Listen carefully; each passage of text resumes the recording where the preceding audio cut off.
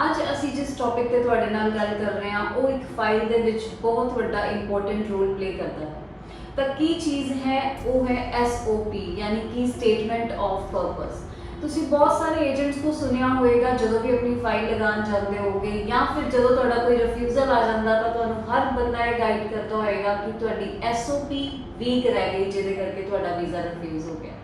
सो किहड़े points है जिहड़े ध्यान रख के SOP बनाई जाए सो डैट कि तुहाडे वीज़ा दे विच किसी तरह का भी कोई इशू ना आए। अज असीं ये सारे टॉपिक ते ही तुहाडे नाल डिटेल च गल करांगे कि किहड़े पॉइंट्स नूं तुसीं ध्यान नाल रखना है और उन्हां पॉइंट्स नूं देखदे होए ही अपनी SOP बनानी है।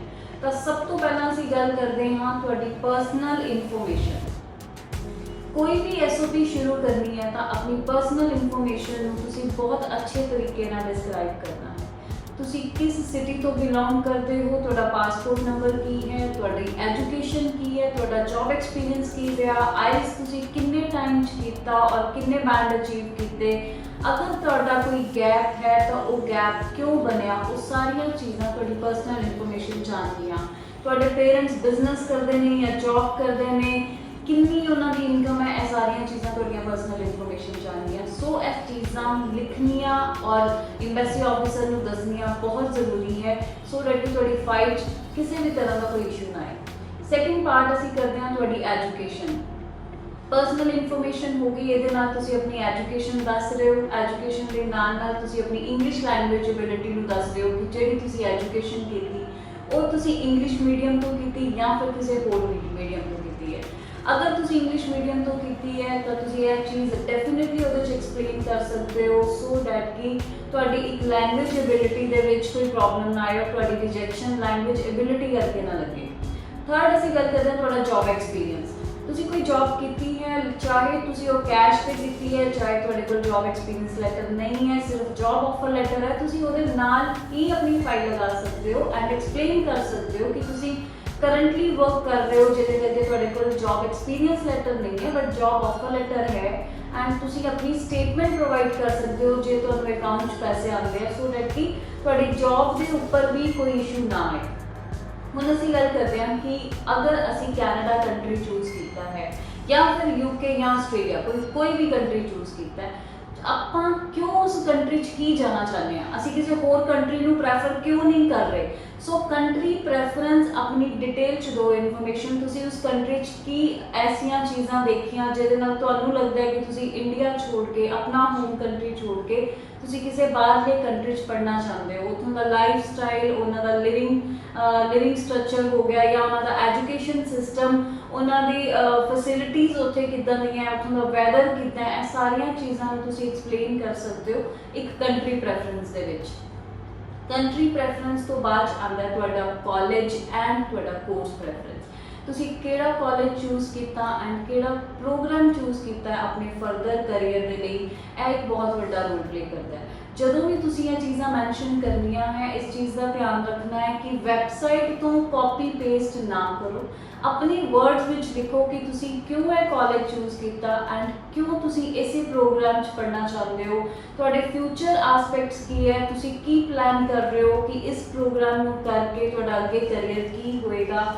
लाइक अगर तुसी कह देंगे हो कि तुसी आफ्टर स्टडी इंडिया वापस आके किसी मल्टीनैशनल कंपनी च वर्क करोगे, सो मल्टीनैशनल कंपनी वर्ड यूज करन दे नाल नाल तुहानूं कुछ कंपनीज दे नाम याद होने चाहिए है, कुछ कंपनीज दे नाम के नाल नाल तुहानूं अपनी डेजिग्नेशन का पता होना चाहिए कि तुसी किहड़ा रोल प्ले करोगे, किहड़े रोल दे विच आना चाहोगे सो डैट एम्बेसी ऑफिसर में चीज़ां क्लीयर होए कि तुहाडा विजन एकदम क्लीयर है अपनी स्टडी को लैके and definitely you will return back to your home country when you will get your visa and when you will get your complete degree. So यह चीज़ों को ध्यान रखना है। इन्हां चीज़ों के नाल नाल तुहाडी एजुकेशन आ गई, तुहाडा जॉब एक्सपीरियंस आ गया, तुहाडी कंट्री प्रैफरेंस आ गई, कॉलेज एंड प्रोग्राम आ गया। इस तो बाद असीं गल करते हैं फीस स्ट्रक्चर की। जो असीं फीस स्ट्रक्चर की गल करते हैं तो तुहानूं टोटल फी का क्लीयर होना चाहिए कि तुहाडे 2 ईयर प्रोग्राम या 3 ईयर प्रोग्राम की फीस कितनी है, किस तरीके नाल तुसीं मैनेज करोगे, कौन कौन तुहानूं फैमिली सपोर्ट कर रहा है एंड सपोर्टिंग लैटर के नाल नाल किन्ने फाइनैंशियल्स है तुहाडे कोल, लाइक तुहाडी CA ਰਿਪੋर्ट है, थोड़ी वेल्थ रिपोर्ट है, ਜਿਹੜੀ ਤੁਸੀਂ ਲਗਾ ਕੇ ਇਹ ਚੀਜ਼ਾਂ ਐਮਬੈਸੀ ਆਫਿਸਰ ਨੂੰ ਕਲੀਅਰ ਕਰ ਸਕਦੇ ਹੋ ਕਿ ਤੁਸੀਂ ਇਨ ਇੰਡੀਆ ਆਪਣੀ ਕੰਟਰੀ ਦੇ ਵਿੱਚ ਆਪਣੀ ਫੈਮਿਲੀ ਦੇ ਵਿੱਚ ਸੈਟਲਡ ਹੋ ਐਂਡ ਤੁਹਾਨੂੰ ਫੀਸ ਦਾ ਕਦੀ ਵੀ ਕੋਈ ਇਸ਼ੂ ਨਹੀਂ ਆਏਗਾ, ਤੁਸੀਂ ਈਜ਼ੀਲੀ ਮੈਨੇਜ ਕਰ ਸਕਦੇ ਹੋ ਐਂਡ ਆਪਣੀ ਸਟੱਡੀ ਨੂੰ ਕੰਟੀਨਿਊ ਕਰ ਪਾਓਗੇ ਉੱਥੇ ਜਾ ਕੇ।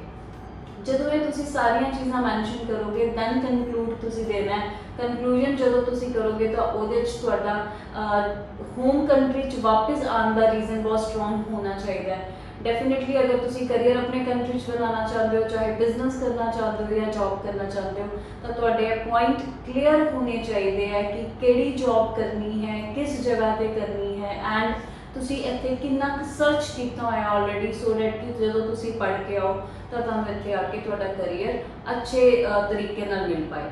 ਔਰ ਅਗਰ ਤੁਸੀਂ ਕੋਈ ਬਿਜ਼ਨਸ ਵੀ ਕਰਨਾ ਚਾਹੁੰਦੇ ਹੋ ਤਾਂ ਤੁਹਾਡੇ ਪੁਆਇੰਟਸ ਕਲੀਅਰ ਹੋਣ।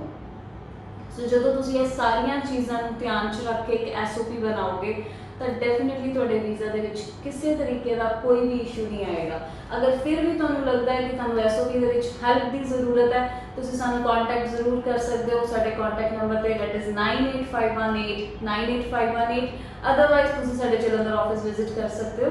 Thank you so much.